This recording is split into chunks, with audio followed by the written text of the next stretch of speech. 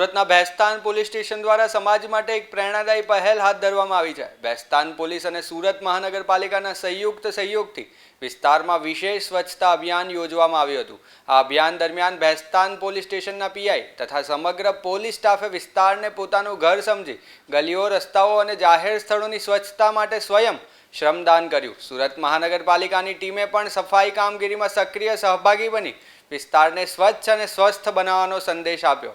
આ પહેલ દ્વારા પોલીસ માત્ર કાયદો અને વ્યવસ્થા જ નહીં પરંતુ સામાજિક જવાબદારી નિભાવવા માટે પણ સતત પ્રતિબદ્ધ છે તેવો સકારાત્મક સંદેશ લોકો સુધી પહોંચ્યો। સ્થાનિક રહેવાસીઓએ પણ ભેસ્તાન પોલીસની આ સરાહનીય કામગીરીને આવકારી પ્રશંસા વ્યક્ત કરી। ભેસ્તાન પોલીસ વિસ્તારના સંજયનગર સોસાયટીમાં કોર્પોરેશન સાથે રહીને જે સાફ સફાઈની ઝુંબેશ ચાલી રહી છે, જે પૂરના લીધે એની સમીક્ષા કરવામાં આવી।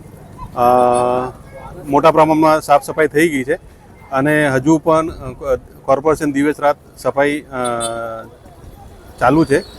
ઉપરાંત આ એક લર્નિંગ લેસન લઈને આમાં ભવિષ્યમાં આવો બનાવ બને તો શું કરી શકાય તે બાબતે લોકલ આગેવાનોના અભિપ્રાય લીધા।